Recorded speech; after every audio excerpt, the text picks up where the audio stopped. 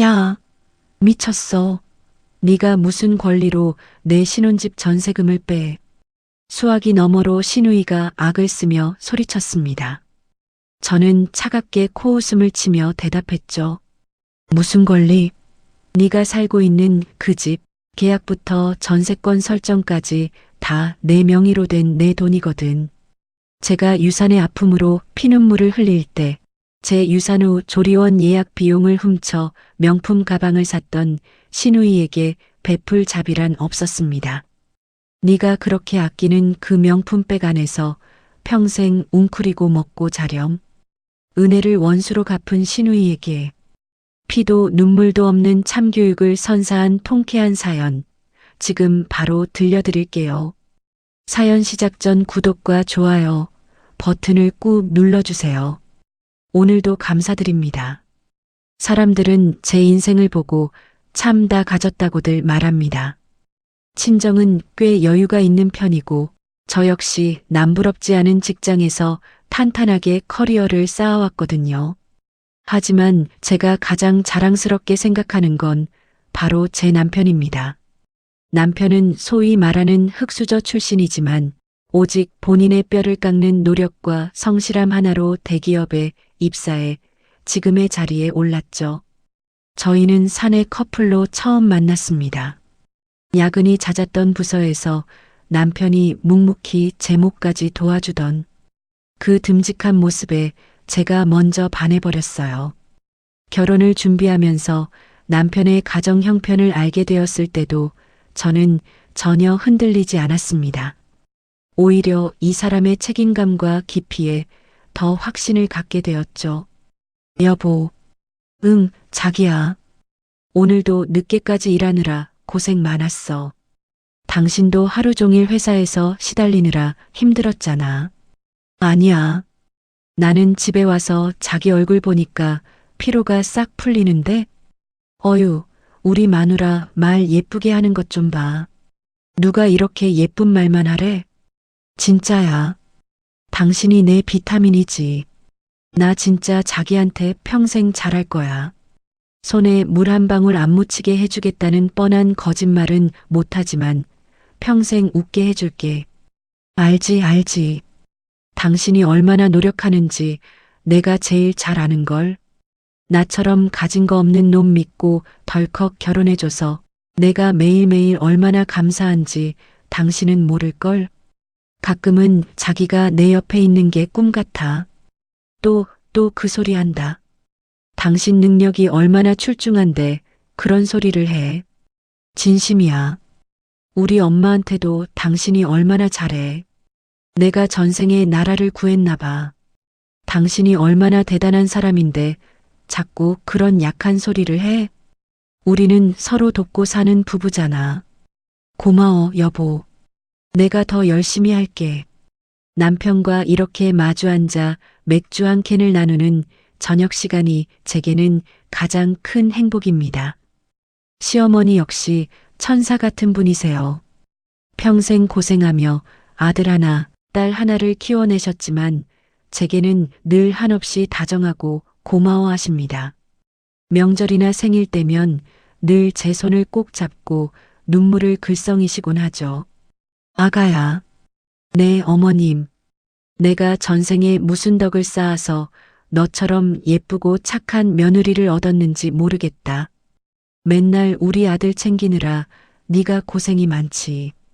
어머님도 참 제가 남편한테 더 고마운걸요.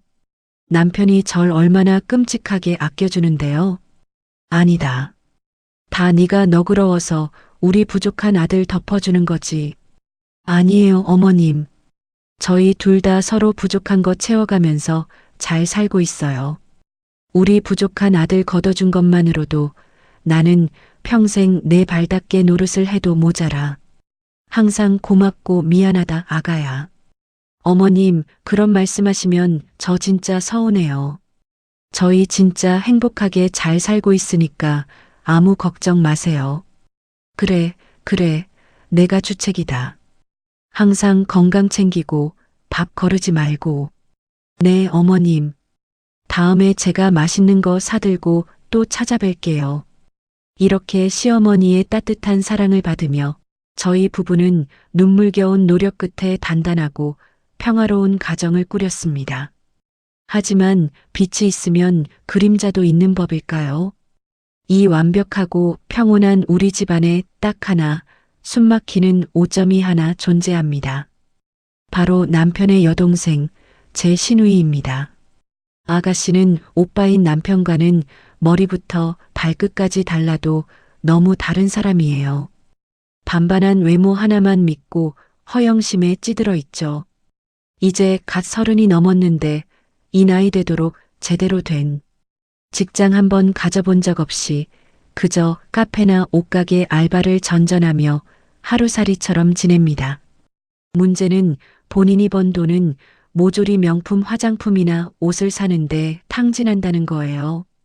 그리고 부족한 생활비는 늘 오빠인 제 남편에게 손을 벌려왔습니다.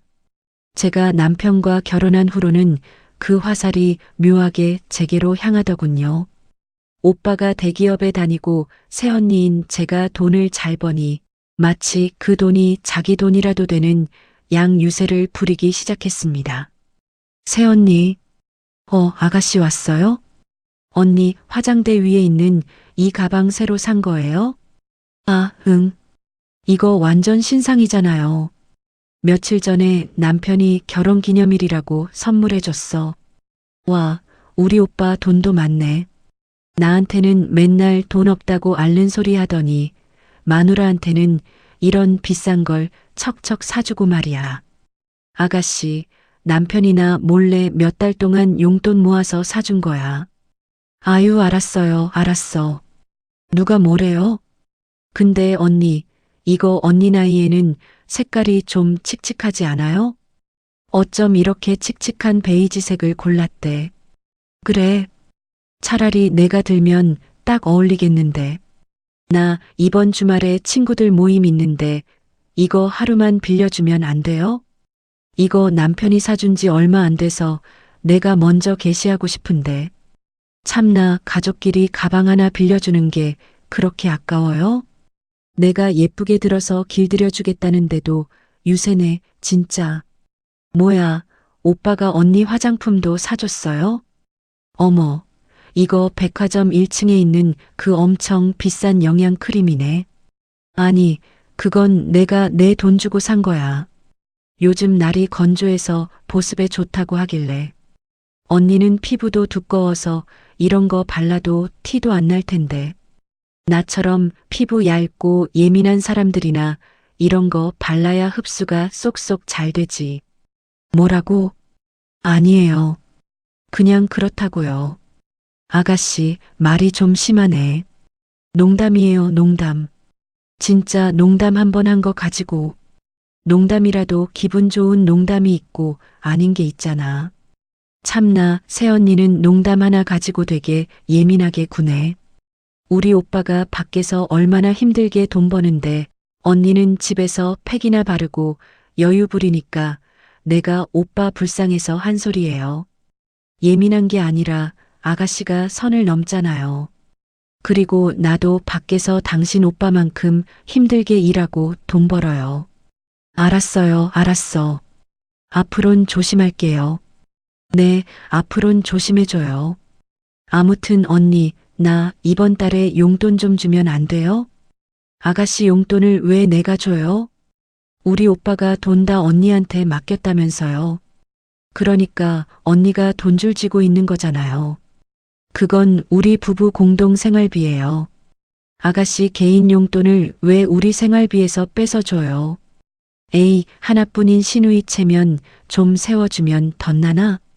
친구들 다 명품 하나씩 두르고 나오는데 나만 빈티나게 나갈 순 없잖아요. 아가씨 저번에 알바비 받은 건 다 어쩌고요?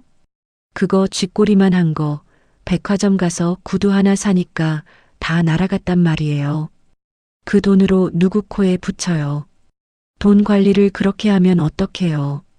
그렇게 쓸 거면 정규직 직장을 구해서 제대로 돈을 벌어야죠. 아, 언니는 어릴 때부터 있는 집 자식이라 넉넉하게 커서 내 맘 모른다니까. 가난하게 커서 서러운 그 기분을 언니가 어떻게 알아요? 있는 집 자식이라니 그게 무슨 소리예요? 저도 제 노력으로 이 자리까지 온 거예요. 됐어요. 안 주면 말지 왜 사람을 가르치려 들어. 진짜 쪼잔하게 구네. 나갈게요. 아가씨는 항상 이런 식입니다. 자신의 처지에 대한 불만을 저에 대한 은근한 질투와 무시로 풀어내곤 하죠. 시어머니가 말려보아도 그때뿐이고 남편이 크게 화를 내면 입을 삐죽거리며 며칠 안 보이다가 돈이 떨어지면 다시 찰거머리처럼 들러붙습니다.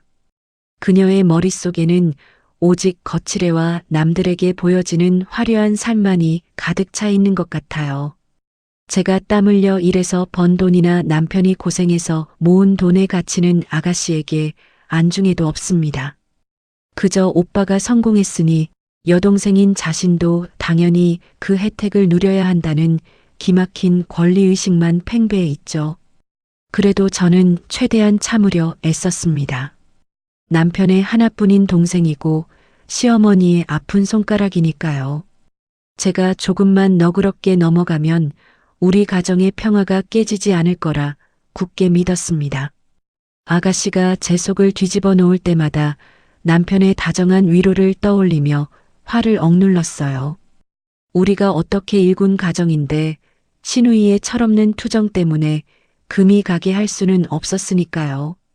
오늘도 저는 거실 소파에 앉아 아가씨가 남기고 간 씁쓸한 기운을 애써 털어냅니다. 다음 날 저녁 조금 늦게 퇴근한 남편을 위해 찌개를 끓이고 있을 때였습니다. 갑자기 시어머니에게서 다급한 전화가 걸려왔죠. 아가씨가 뭔가 중대 발표를 하겠다며 주말에 본가로 당장 모이라고 했다는 겁니다. 불길한 예감을 안고 남편과 함께 시댁으로 향했어요. 거실 한가운데에는 아가씨가 의기양양한 표정으로 팔짱을 끼고 앉아 있었습니다. 오빠, 새언니, 나 드디어 시집가요. 뭐, 너 만나는 사람이라도 있었어? 놀라지 마.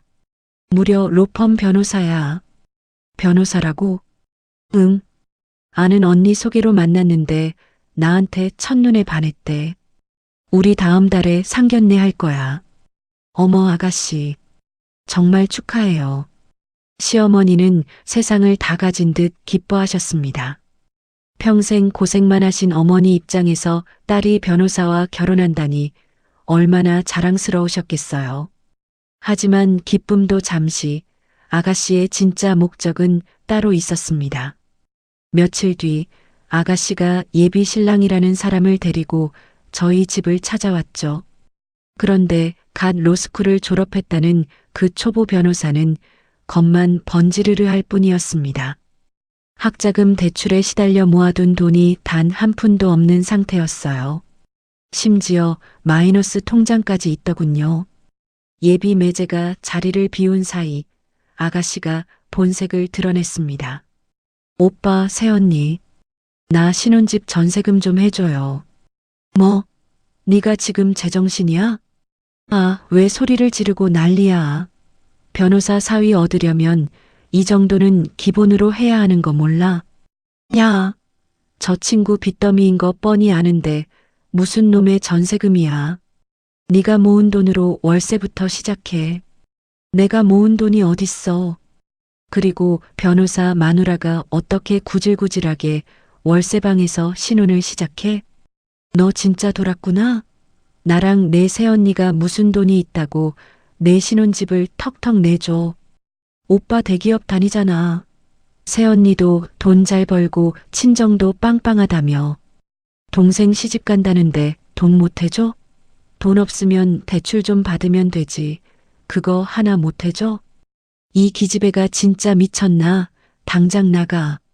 남편이 불같이 화를 내며 소리치자 아가씨는 악을 쓰며 울기 시작했습니다. 시어머니는 결국 충격을 받고 그 자리에서 알아누우셨어요. 며칠 내내 시어머니는 식음도 전폐하고 눈물만 흘리셨습니다. 여보, 응, 자기야 미안해. 내가 진짜 면목이 없다. 당신이 왜 미안해? 아가씨가 무리한 요구를 하는 건데. 우리 엄마 저렇게 알아누우신 거 보니까 미치겠어. 내 동생이지만 진짜 진저리가 난다. 여보, 내가 생각해봤는데 내가 해줄게. 아가씨 전세금. 뭐? 자기야, 그게 무슨 소리야? 절대 안 돼. 어머님 저렇게 쓰러져 계시잖아. 당신 체면도 있고. 안 돼. 자기가 그동안 회사 다니면서 얼마나 고생해서 모은 돈인데 그걸 왜 내 동생한테 줘? 내가 안 해준다고 딱 잘라 말할게. 내가 그냥 주는 거 아니야. 조건이 있어. 조건? 응. 내가 내 돈으로 전세금 내어줄 테니까 계약서는 무조건 내 명의로 쓸 거야. 자기 명의로? 당연하지. 큰 돈이 오가는 건데 안전장치는 확실히 해둬야지. 확정일자랑 전세권 설정까지 내 이름으로 철저하게 걸어둘 거야. 자기야, 아가씨가 변호사 체면 세운답시고 덜컥 사고라도 치면 안 되잖아. 내 돈은 내가 지켜야지.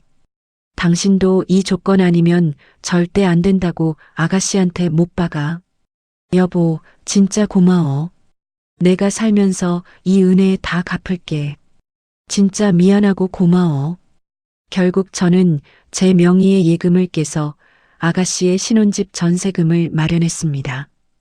착한 시어머니의 눈물 어린 부탁을 외면할 수도 없었고, 무엇보다 핏줄 때문에 괴로워하는 남편을 지켜보는 게 더 힘들었거든요. 며칠 후 아가씨를 부동산으로 불렀습니다. 새언니, 진짜 고마워요. 역시 우리 새언니가 최고야. 아가씨, 내가 전세금 내주는 대신 조건이 있어요. 조건이요? 무슨 조건이요? 이 집 계약 내 명의로 할 거예요. 네? 아니, 내 신혼집인데 왜 새언니 명의로 계약을 해요? 내 돈이 들어가는 거니까요. 확정일자랑 전세권 설정도 다 내 이름으로 할 겁니다. 아, 진짜 너무하네. 오빠가 그렇게 하래요? 쪼잔하게 진짜. 오빠가 아니라 내가 정한 거예요. 싫으면 이 계약 당장 없고 아가씨가 알아서 집 구해요. 아, 알았어요. 알았어. 명의가 뭐가 중요해. 어차피 내가 살 집인데. 언니 맘대로 해요. 아가씨는 입술을 삐죽거리면서도 당장 눈앞에 번듯한 신혼집이 생기니 순순히 제 뜻에 따랐습니다. 저는 부동산 중개인과 예비 매제가 보는 앞에서 아주 꼼꼼하게 계약서를 작성했죠. 특약 사항부터 전세권 설정까지 훗날 혹시 모를 금전 사고를 막기 위해 아주 철저하게 서류를 꾸몄습니다. 큰돈이 나가는 건 속이 쓰렸지만 그래도 이 일로 우리 가정의 평화가 유지된다면 그것으로 족하다고 생각했어요. 남편의 짐을 덜어주었다는 뿌듯함도 있었고요. 웨딩드레스를 입고 화려한 식장에 입장하는 아가씨를 보며 시어머니는 하염없이 눈물을 흘리셨습니다. 그 모습을 보니 제 선택이 틀리지 않았다는 안도감이 들더군요. 이제 아가씨도 가정을 꾸렸으니 허영심을 버리고 철이 들 거라고 굳게 믿었습니다. 아가씨가 결혼하고 평화가 찾아온 줄 알았습니다. 저희 부부에게도 마침내 간절히 기다리던 축복이 찾아왔거든요. 결혼 2년 차에 드디어 예쁜 아기가 생겼던 겁니다. 테스트기의 선명한 두 줄을 보며 남편과 부둥켜 안고 얼마나 울었는지 모릅니다. 시어머니도 세상을 다 가진 듯 기뻐하시며 매일같이 몸에 좋은 반찬을 해다 나르셨죠. 하지만 그 행복은 너무나도 짧았습니다. 임신 초기 갑작스러운 하혈과 함께 저희 부부의 천사는 너무 일찍 세상을 떠나고 말았어요. 병실에서 눈을 떴을 때 저는 천장을 보며 소리 없이 눈물만 흘렸습니다. 남편은 제 손을 잡고 짐승처럼 오열했고 시어머니는 바닥에 주저앉아 가슴을 치셨죠. 온 세상이 무너져 내리는 것만 같았습니다. 여보, 자기야 깼어? 우리 아기. 우리 아기 어떡해. 울지 마, 여보. 당신 잘못 아니야. 내가 조금만 더 조심했어야 했는데 다 나 때문이야. 아니야, 절대 그런 소리 하지 마. 당신 몸 상한 게 난 제일 속상해. 여보, 괜찮아.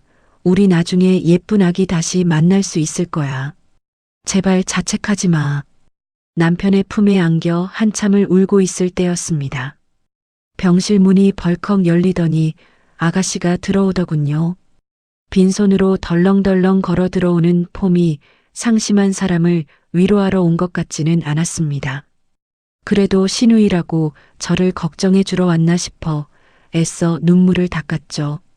하지만 아가씨의 입에서 나온 말은 제 가슴에 시퍼런 비수를 꽂았습니다. 새언니, 괜찮아요? 네, 아가씨. 아니, 언니는 나이도 어린데 왜 애를 못 지켰대요? 뭐? 내 친구들은 한 번에 쑥쑥 잘 만났던데 언니는 몸 관리를 어떻게 한 거예요? 아가씨, 지금 그게 할 소리야? 아, 왜요? 다 언니 걱정해서 하는 소리잖아요. 너 당장 안 나가? 오빠는 왜 나한테만 소리를 질러?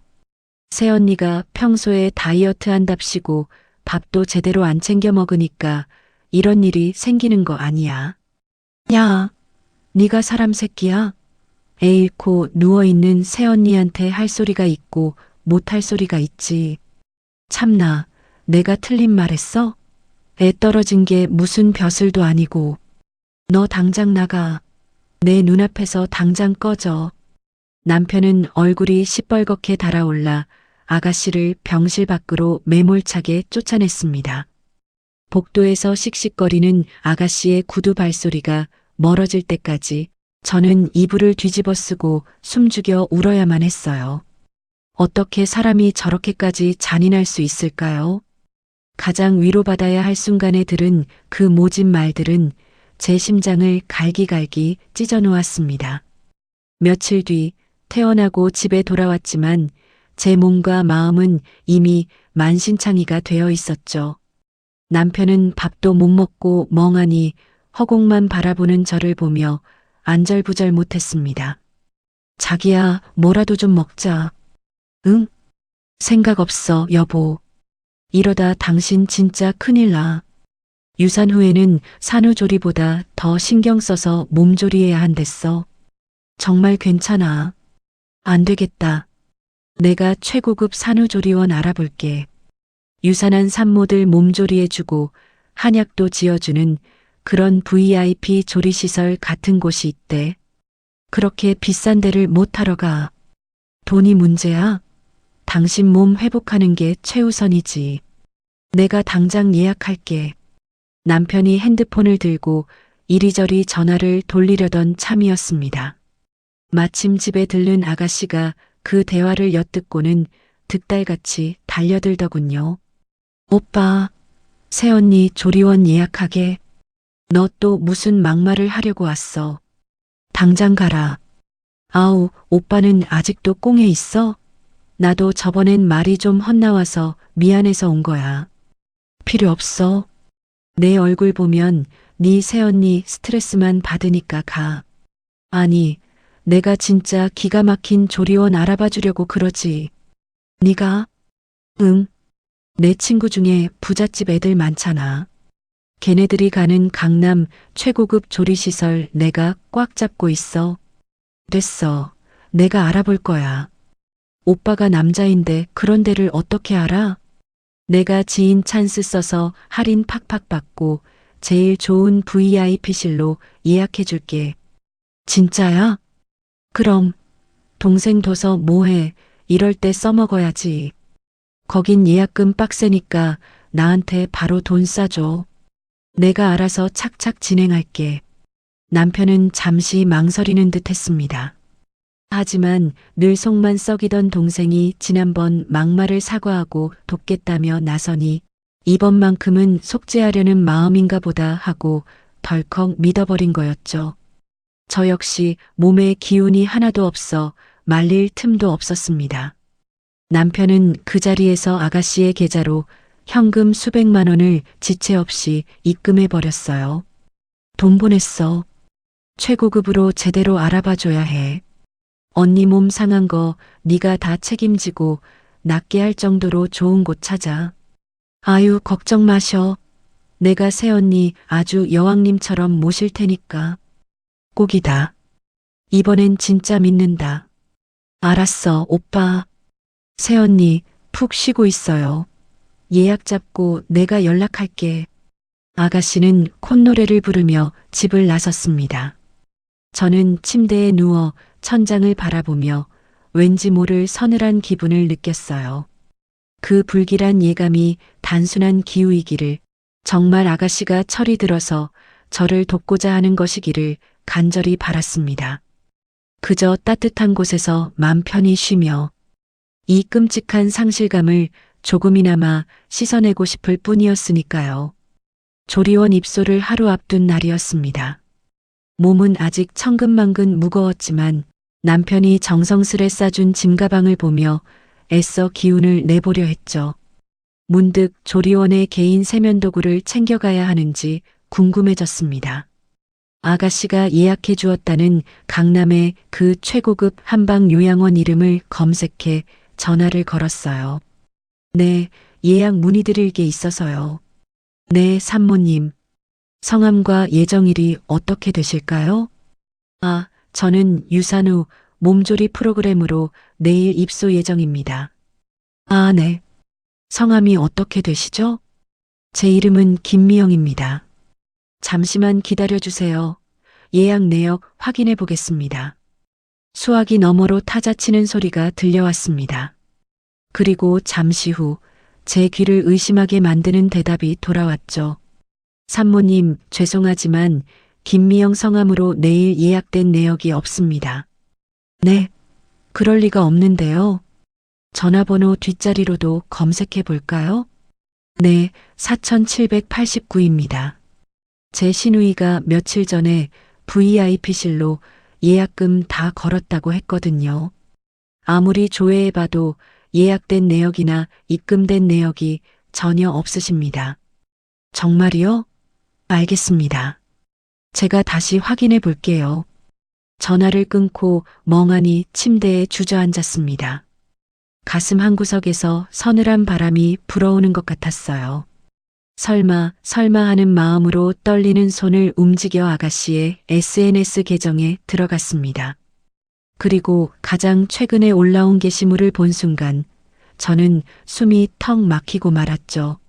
화면 속에는 영롱하게 빛나는 수백만 원짜리 명품 가방 언박싱 사진이 올라와 있었습니다. 사진 아래에 적힌 문구는 제 억장을 무너뜨렸어요. 우리 오빠가 결혼 선물로 쏜 명품백 역시 우리 오빠 능력이 최고야. 유산한 새언니의 피눈물 나는 조리원 비용을 훔쳐다 제 명품백을 산 거였습니다. 슬픔과 배신감은 순식간에 차가운 분노로 바뀌었어요. 저는 곧바로 남편에게 전화를 걸어 당장 퇴근하고 시어머니를 모시고 집으로 오라고 했습니다. 남편의 목소리는 영문도 모른 채 걱정으로 가득했죠. 여보, 무슨 일 있어? 몸이 더 안 좋아? 당장 어머니 모시고 집으로 와. 설명은 나중에 할 테니까. 1시간 뒤 허겁지겁 달려온 남편과 시어머니가 거실 소파에 앉았습니다. 두 사람 모두 제 창백한 얼굴을 보며 안절부절 못했죠. 자기야, 왜 그래? 어디가 아파? 내일 조리원 가는 날인데 무슨 일이야? 아가야, 얼굴이 백지장이다. 도대체 무슨 일이길래 우리를 다급하게 불렀어? 어머님, 여보. 이것 좀 보세요. 저는 식탁 위에 제 핸드폰을 던지듯 내려놓았습니다. 화면에는 아가씨의 SNS 게시물이 선명하게 띄워져 있었죠. 이게 뭐야? 당신 동생이 당신한테 받은 내 조리원 예약금으로 산 가방이야. 뭐라고? 조리원에 확인해 봤어. 내 이름으로 된 예약은 아예 없대. 이 미친 기집애가. 남편은 핸드폰을 쥔 손을 사시나무 떨듯 부들부들 떨었습니다. 시어머니는 믿을 수 없다는 듯 화면을 들여다보시더니 이내 입을 틀어막으셨어요. 아니지. 우리 딸이 아무리 철이 없어도 그렇지. 새언니 유산에서 몸조리하라고 준 돈을, 그 돈을 훔쳐서 가방을 샀다고? 네, 어머님. 아가씨가 그랬네요. 아이고, 아이고. 내가 자식을 잘못 키웠다. 내가 짐승만도 못한 년을 낳았어. 시어머니는 그 자리에서 바닥으로 주저앉아 엉엉 소리 내어 오열하셨습니다. 급기야 제 무릎을 붙잡고 꿇어앉으시며 눈물을 쏟아내셨어요. 아가야, 미안하다. 내가 정말 미안해. 내 죄다, 다 내 죄야. 어머님, 일어나세요. 아니, 내가 무슨 낯짝으로 널 보겠니? 핏덩이 잃고 속이 문드러진 며느리 돈을 빼돌려 내가 그년 머리채를 다 뽑아버릴 거다. 여보, 내가 당장 가서 그 기집애 반쯤 죽여놓고 올게. 진짜 내가 오늘부로 그딴 년이랑은 인연 끝이야. 남편은 겉옷을 집어들고 현관으로 뛰쳐나가려 했습니다. 저는 그런 남편의 옷깃을 차갑게 낚아챘어요. 가만히 있어, 당신. 자기야, 이걸 어떻게 참아? 내 핏줄이라는 게 짐승만도 못한 짓을 했는데 당신이 가서 소리 지르고 때리면 뭐가 달라져? 뻔뻔하게 울고불고 매달리면 또 마음 약해질 거잖아. 이번엔 절대 안 그래. 내 손으로 아주 끝장을 낼 거야. 됐어. 내일은 내가 알아서 해. 여보, 어머님, 그리고 당신. 제가 알아서 할 테니 두 분은 이 일에서 완전히 빠지세요. 아가야, 네가 알아서 하다니. 내 몸도 성치 않은데 무슨. 앞으로 아가씨가 무슨 연락을 하든 울며불며 매달리든 절대 받지 마세요. 그게 두 분께서 저를 도와주는 유일한 길입니다. 저를 바라보는 남편과 시어머니의 눈빛에 두려움과 미안함이 교차했습니다. 하지만 제 마음은 이미 차갑게 얼어붙어 한치의 동요도 없었죠. 유산의 아픔 속에서 저를 조롱하고 기만했던 그 여자. 가족이라는 이름으로 베풀었던 알량한 배려를 저는 이제 거두기로 했습니다. 다음 날 아침 저는 남편이 출근하자마자 곧바로 옷을 챙겨 입었습니다. 몸은 아직 다 회복되지 않아 욱신거렸지만 마음속에 타오르는 분노가 저를 일으켜 세웠죠. 가장 먼저 찾아간 곳은 아가씨의 신혼집 계약을 진행했던 부동산이었습니다. 그리고 제 대학 선배이자 아주 지독하고 꼼꼼한 변호사 언니도 그 자리로 불렀어요. 선배, 바쁜데 아침부터 와줘서 고마워. 무슨 일이야? 너 얼굴이 왜 이래? 유산했다더니 며칠 만에 반쪽이 됐네. 긴 말할 거 없이 바로 본론으로 들어갈게. 그래. 말해봐. 여기 이 전세 계약서 보이지? 응. 내 명의로 되어 있고 전세권 설정까지 완벽하게 해뒀네. 이 집 당장 뺄 거야. 뭐? 계약 기간이 한참 남았는데? 부동산 중개인 아주머니도 눈이 휘둥그레져서 저를 쳐다보셨습니다. 아니, 세댁. 이제 막 신혼살림 차린 집을 갑자기 빼면 어떡해? 사장님, 저 계약할 때 특약사항 넣은 거 기억하시죠? 아, 그치. 실거주자가 사회적 물의를 일으키거나 명의자인 세댁한테 금전적 손해를 입히면 즉시 계약 해지하고 퇴거한다는 조항? 네, 맞아요. 그 특약 위반으로 당장 계약 해지할 겁니다. 아니, 대체 신우이가 무슨 짓을 했길래 그래? 제 유산 조리원 비용 수백만 원을 훔쳐서 명품백을 샀어요. 뭐라고? 아이고, 맙소사. 세상에 그런 천하의 몹쓸 년이 다 있나? 중개인 아주머니는 기가 막힌 듯 가슴을 팡팡 치셨습니다. 변호사 선배의 표정도 순식간에 차갑게 굳어졌죠. 야, 너 당장 내용 증명부터 보내자. 응. 내용 증명 수신인은 아가씨뿐만 아니라 그 남편, 그러니까 매제 앞으로도 보내줘. 매제 직장이 어디라고? 로펌 소속 초보 변호사야. 오케이. 법을 아는 놈이니까 내용 증명 받으면 사태 파악이 아주 빠르겠네. 정확하게 명시해줘.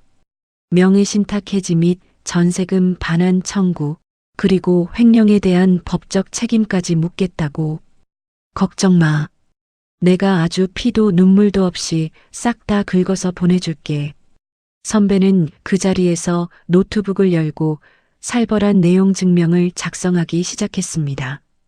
저는 중개인 아주머니께 집주인과 연락해서 당장 전세금 반환 절차를 밟아달라고 단호하게 요청했죠. 오후가 되자 모든 서류는 아가씨의 신혼집과 매제의 로펌으로 각각 발송되었습니다. 그리고 몇 시간 뒤 제 핸드폰이 요란하게 울리기 시작했어요. 발신자는 다름 아닌 매제였습니다. 저는 차분하게 심호흡을 하고 전화를 받았죠. 여보세요. 아, 네. 접니다. 저 지금 로펌에서 서류 하나를 받았는데요. 네, 내용 증명 받으셨나 보네요. 이게 도대체 무슨 소리입니까? 신혼집 전세금이 형님의 아내분 명의라니요? 말 그대로입니다. 그 집 전세금 단 한 푼도 빠짐없이 제 통장에서 나온 제 돈이에요. 네. 아니, 제 아내는 분명히 장모님이랑 오빠가 해준 돈이라고. 거짓말입니다.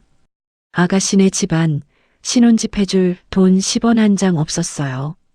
아니, 그럼 이 계약 해지 통보는 뭡니까? 금전적 손해 및 횡령 조항 위반이라니요? 그 부분은 아주 정확하게 짚고 넘어가야겠네요. 형수님, 대체 제 아내가 무슨 짓을 한 겁니까? 저 얼마 전에 유산한 거 아시죠? 네. 말씀 전에 들었습니다.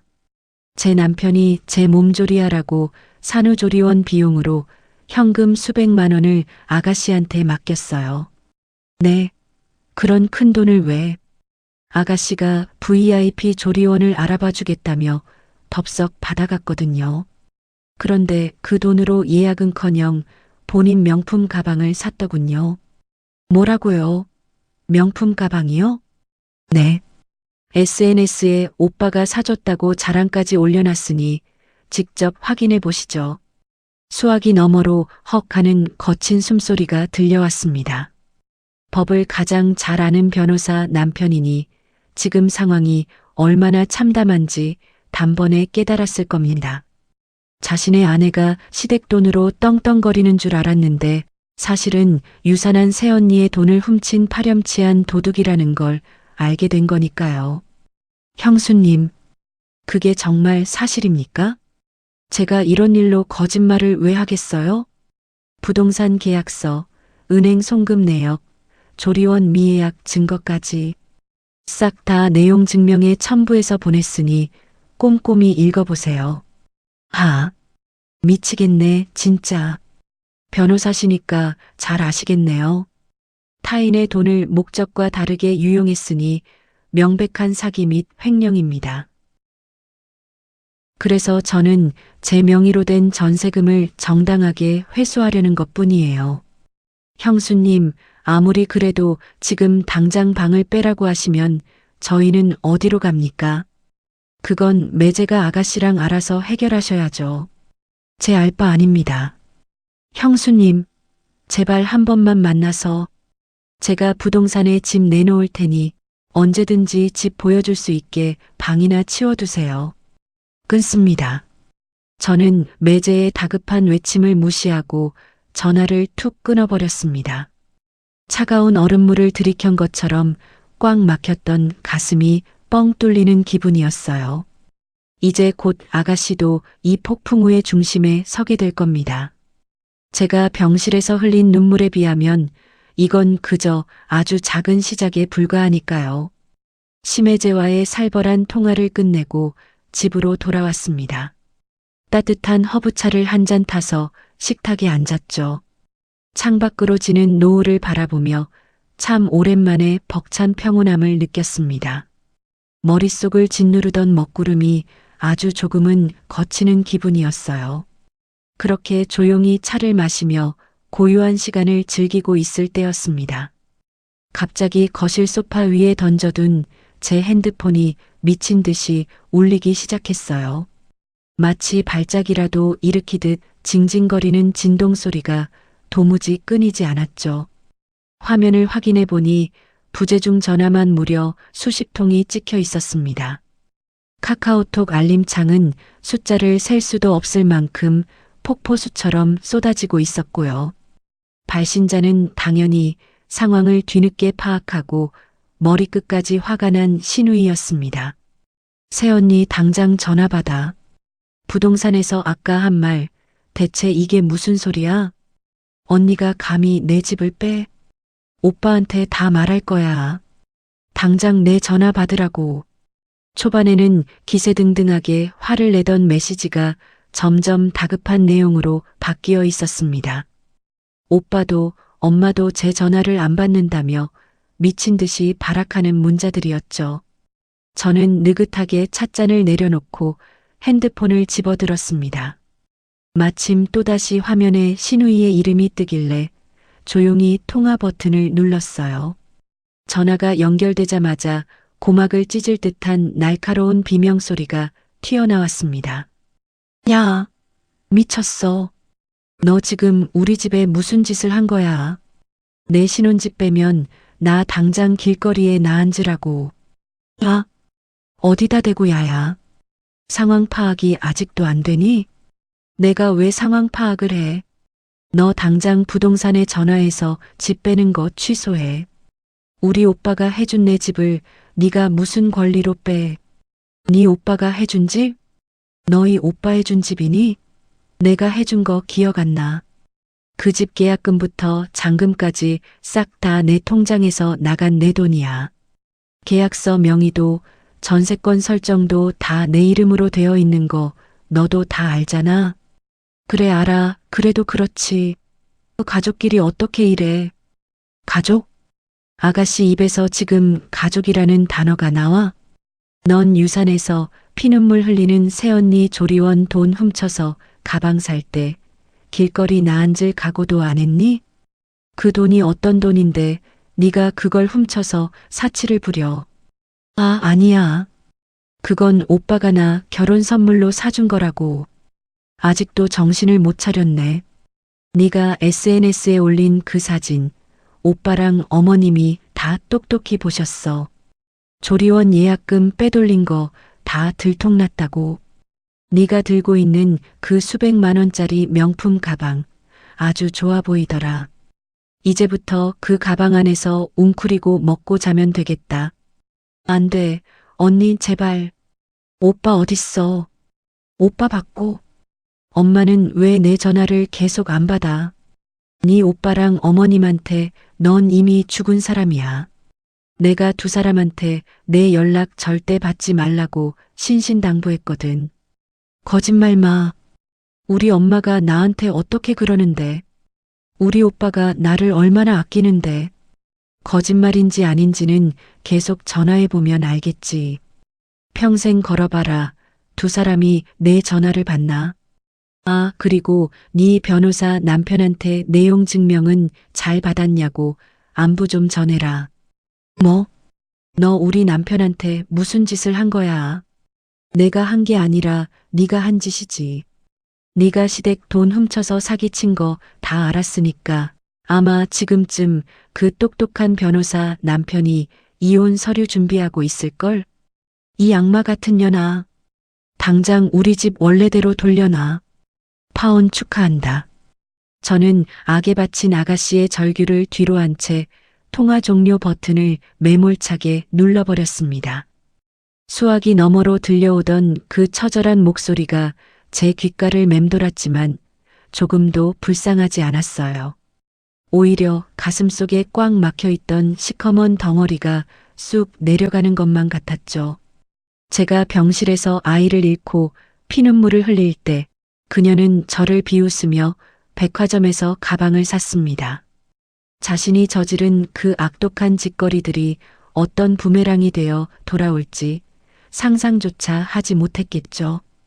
통화를 끊어버린 뒤 저는 다시 식탁으로 돌아와 남은 차를 마저 마셨습니다. 차갑게 식어버린 차가 오늘따라 유난히 달게 느껴졌어요. 이제 그녀가 쥐고 있던 알량한 세상이 어떻게 무너져 내리는지 가만히 지켜볼 차례입니다. 핸드폰 전원을 다시 켠 건 그날 밤늦은 시간이었습니다.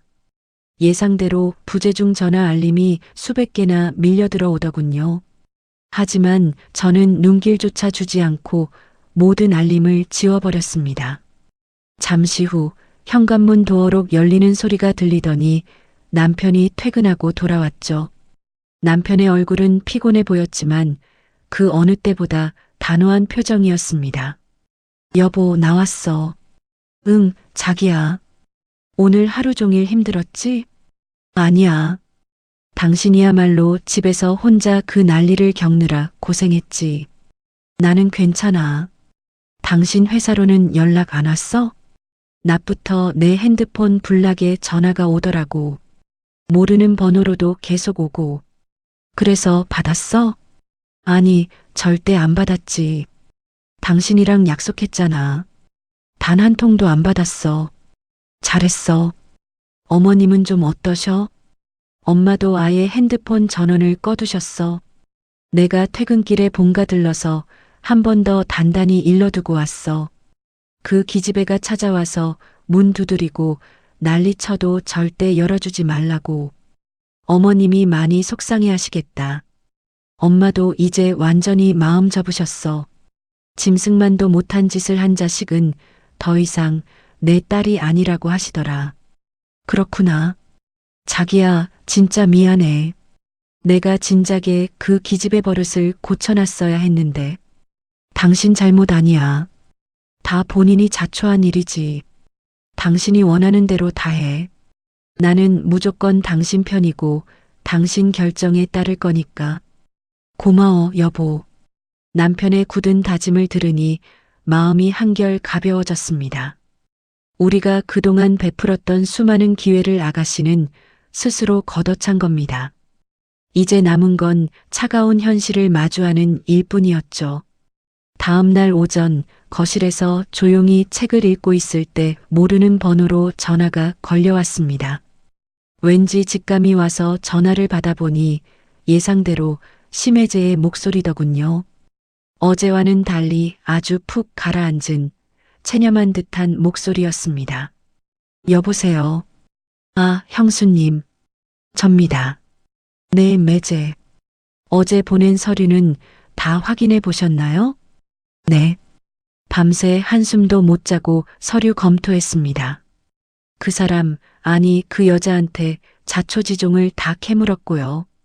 그래서 아가씨가 뭐라고 하던가요? 처음에는 계속 발뺌을 하더군요. 오빠가 준 돈이 맞다면서 억지를 부렸습니다. 그래서요? 제가 형수님이 보내주신 송금 내역이랑 조리원 미예약 증거들을 들이밀었습니다. 그랬더니 그제야 엉엉 울면서 실토를 하더군요. 결국 다 인정했군요. 형수님 유산 조리원 비용 훔친 것도 모자라서 자기 오빠가 사준 명품백이라고 저한테까지 뻔뻔하게 거짓말을 한 겁니다. 저도 법을 다루는 사람이지만 이렇게까지 파렴치한 사기극은 처음 봅니다. 많이 놀라셨겠네요. 놀란 정도가 아닙니다. 이런 사기꾼 같은 여자와 평생을 약속했다는 제 자신이 끔찍할 정도입니다. 아, 형수님과 형님께는 이런 말씀드려 죄송합니다. 아닙니다. 매제가 얼마나 큰 충격을 받았을지 충분히 이해합니다. 저는 도저히 이런 여자와 단 하루도 더 함께할 수 없습니다. 오늘 아침에 제 집만 챙겨서 본가로 나왔습니다. 혼인신고도 아직 안 했으니 바로 파혼 절차 밟을 겁니다. 그렇군요. 그동안 형수님 피눈물 나는 돈으로 마련한 집에서 제가 주제넘게 살아서 정말 죄송했습니다. 매제 잘못이 아니니 너무 자책하지 마세요. 매제도 아가씨 거짓말에 속은 피해자일 뿐이니까요. 감사합니다, 형수님. 집은 약속하신 대로 바로 빼드릴 테니 마음대로 처분하십시오. 네, 알겠습니다. 앞으로 좋은 일만 있으시길 바랄게요. 다시 한번 가족분들께 큰 상처를 드려 정말 죄송합니다. 전화가 뚝 끊어지고 거실에는 다시 정막이 찾아왔습니다. 변호사라는 타이틀 하나에 눈이 멀어 수단과 방법을 가리지 않던 아가씨의 헛된 꿈이 산산조각 나는 순간이었죠. 이제 그녀의 곁에는 돈줄이 되어주던 착한 오빠도 없습니다. 따뜻하게 품어주던 늙은 어머니도 없죠. 그리고 허영심을 채워주리라 믿었던 변호사 남편마저 짐을 싸서 떠나버렸습니다. 눈부시게 화려할 줄만 알았던 신혼집은 이제 곧 남의 손에 넘어갈 거고요. 모든 것이 그녀가 그토록 비웃고 조롱했던 유산한 새언니의 손에서 시작된 일입니다. 자신이 훔친 그 명품백 하나가 자신의 인생 전체를 어떻게 나락으로 떨어뜨렸는지 이제는 똑똑히 알게 되었겠죠. 창문 너머로 불어오는 서늘한 바람이 오늘따라 참 상쾌하게 느껴집니다. 심해제의 파혼 선언이 있은 지 며칠이 지났습니다. 저희 부부는 평소와 다름없이 퇴근 후 저녁 식사를 하고 있었죠. 그때 미친 듯이 현관문 벨이 울리기 시작했습니다. 띵동, 띵동, 쾅쾅쾅. 도어록 비밀번호를 누르다 틀렸는지 문을 부술 듯이 두드리는 소리가 이어졌어요. 여보, 누구지? 글쎄, 내가 나가볼게. 남편이 자리에서 일어나 인터폰 화면을 확인하더니 얼굴이 무섭게 굳어졌습니다. 화면 속에는 산발을 한 채 엉엉 울고 있는 아가씨가 서 있었거든요. 안 열어줄 거야. 신경 쓰지 마, 자기야. 오빠, 오빠 문 좀 열어봐. 나 진짜 죽을 것 같단 말이야. 현관문 너머로 아가씨의 처절한 악쓰는 소리가 들려왔습니다. 저는 남편을 향해 고개를 끄덕이며 문을 열어주라고 눈짓을 했어요. 마지막으로 얼굴을 보고 확실하게 쐐기를 박아야겠다는 생각이 들었거든요. 남편이 마지못해 문을 열자 아가씨가 신발도 벗지 않고 거실로 풀썩 주저앉았습니다. 항상 화려하게 꾸미고 다니던 예전의 모습은 온데간데 없었죠.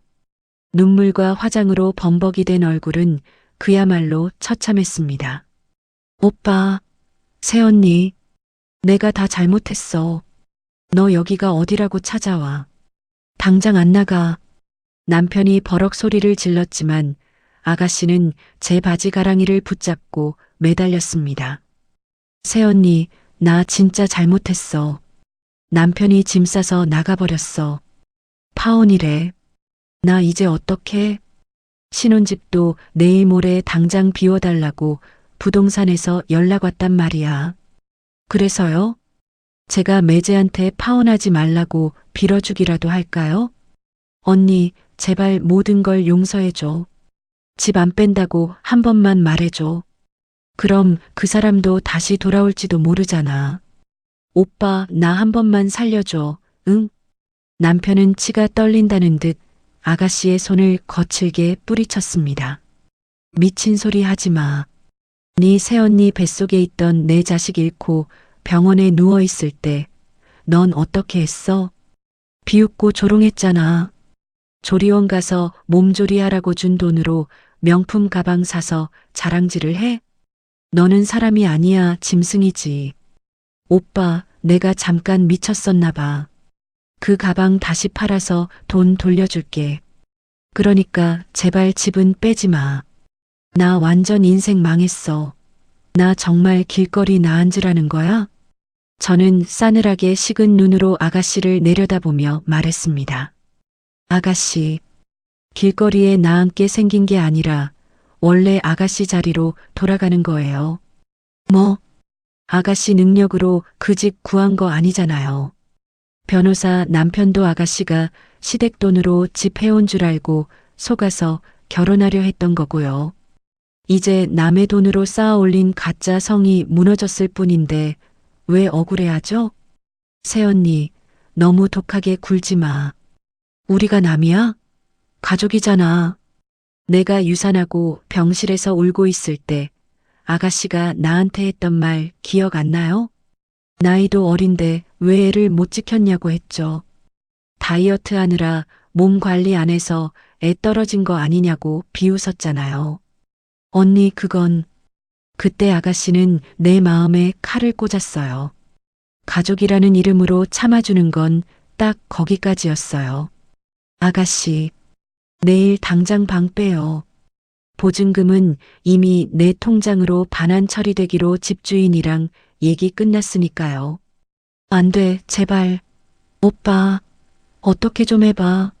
엄마도 나 이렇게 되는 거 알고 있어? 엄마는 너 없는 자식 치기로 하셨어. 나도 마찬가지고. 이제 우리 집에 얼씬도 하지 마. 경찰 부르기 전에 당장 나가. 남편은 아가씨의 팔을 억지로 끌고 가 현관문 밖으로 내동댕이 쳤습니다. 오빠, 새언니, 제발 문 열어. 쾅 하고 매몰차게 닫힌 현관문 너머로 한참 동안 오열하는 소리가 울려 퍼졌습니다. 하지만 저희 부부 중 누구도 그 소리에 동요하지 않았죠. 남편은 거친 숨을 몰아쉬며 저를 꽉 안아주었습니다. 미안해, 여보. 저런 꼴 보게 해서 진짜 미안해. 아니야, 당신이 제일 힘들었을 텐데. 이제 진짜 끝났어. 다 끝났으니까 우리 이제 다시 시작하자. 서로를 다독이는 우리 부부의 마음 속에는 이제 일말의 죄책감도 남아있지 않았습니다. 스스로 파놓은 함정에 빠져 발버둥 치는 아가씨의 모습이 그저 자업자득으로 보일 뿐이었죠. 다음 날 부동산 중개인에게서 전세금이 제 통장으로 무사히 입금되었다는 연락을 받았습니다. 통장에 찍힌 숫자를 확인하는 순간 길고 길었던 악연의 고리 하나가 완벽하게 끊어지는 기분이었습니다. 전세금이 제 통장으로 무사히 환수된 후 저희 집에는 완벽한 평화가 찾아왔습니다. 매일 밤 울리던 악마 같은 전화벨 소리도 현관문을 부술 듯 두드리던 소란도 거짓말처럼 사라졌죠. 그러던 어느 날 퇴근하고 돌아온 남편이 겉옷을 벗으며 제게 말을 건넸습니다. 여보, 오늘 회사에서 점심 먹는데 고모한테서 전화가 왔었어. 고모님한테서? 무슨 일로 전화하셨대? 그 기집애 소식 들으셨대. 친척들 사이에서 이미 소문이 쫙 퍼졌나 봐. 소문이라니 아가씨가 파혼당하고 쫓겨난 거? 응. 그 자식, 아니 매제였던 변호사 놈이 아주 독하게 마음먹었더라. 무슨 일 있었어? 결혼 준비하면서 들어간 식장 위약금이랑 혼수 비용 전부 다 그 기집애한테 청구했대. 당연한 결과지. 사기 결혼이나 마찬가지였으니까 그쪽 집안도 가만 안 있었겠지. 그래서 그 자랑하던 명품백, 헐값에 중고 명품샵에 팔아치웠다더라. 뭐? 내 조리원 돈 훔쳐서 샀던 그 가방을 팔았다고? 그거 팔아서 당장 급한 위약금 막았나 본데 그래도 빚이 한참 남았대. 남편의 말을 듣는 순간 저도 모르게 헛웃음이 터져나왔습니다. 평생 남의 돈으로 호의호식하며 콧대 높이던 아가씨가 결국 그 허영심의 상징이었던 가방마저 제 손으로 팔아치운 겁니다. 그 가방 안에서 먹고 자라던 제 독설이 현실이 된 것 같아 속이 다 시원했어요. 그래서 지금 아가씨는 어디서 지낸대? 설마 본가로 쳐들어간 건 아니지? 엄마가 집 도어록 비밀번호 아예 바꿔버리셨어. 그 기집애가 엄마 집 문 앞에서도 며칠 진을 쳤다는데 엄마가 경찰 부른다고 엄포를 놓으셨대. 어머님도 참 마음고생 심하시겠다. 엄마가 그러시더라. 자식 농사 잘못 지은 벌 받는 셈 치고 평생 안 보고 사실 거라고. 그래서 갈 데 없는 그 기집애 지금 동네 허름한 찜질방 전전하면서 지낸대. 찜질방? 세상에 그렇게 겉멋만 들었던 사람이 찜질방에서 숙식을 해결한다고? 다 자업자득이지 뭐. 그날 저녁 설거지를 마치고 소파에 앉아 있을 때 시어머니에게서 전화가 걸려왔습니다. 혹시라도 마음이 약해지신 건 아닐까 걱정하며 조심스럽게 전화를 받았죠. 아가야, 밥은 먹었니? 네, 어머님. 방금 남편이랑 같이 먹었어요. 어머님은 식사 잘 챙겨 드셨어요? 그래, 나도 대충 물에 밥 말아 먹었다. 우리 아들이 얘기 전했지? 그 몹쓸 년 지가 지은 죄 다 돌려받고 있는 거라고 생각해라. 어머님, 저 때문에 핏줄도 끊어내시고 너무 죄송해요. 마음이 얼마나 찢어지시겠어요. 아니다. 네가 왜 미안해. 그런 짐승 같은 년은 더 바닥을 쳐봐야 정신을 차려. 그 고운 손에 물 한 방울 안 묻히고 살더니 글쎄 빚 갚는다고 공장 식당에 설거지하러 들어갔단다. 네. 공장 식당이요? 그래. 사방팔방 친척들한테 돈 빌려달라고 하도 난리를 쳐서 큰아버지가 억지로 거기다 꽂아 넣었대. 하루 종일 펄펄 끓는 물에 무거운 식판 닦으면서 펑펑 울고 있다더라. 그렇게라도 일 안 하면 당장 길바닥에 나앉게 생겼으니까 어쩌겠니? 누가 지보고 그렇게 살라고 등 떠밀었어? 다지 욕심에 지가 무덤 판 거지. 그러니까 아가야, 너는 이제 다 잊고 내 몸 챙기는 데만 집중해라. 나는 우리 예쁜 며느리랑 우리 아들만 보고 살 거다. 네, 어머님. 저도 어머님이랑 남편만 생각할게요. 정말 감사합니다, 어머님. 전화를 끊고 나니 가슴 한구석에 남아있던 마지막 앙금마저 말끔하게 씻겨 내려가는 기분이었습니다.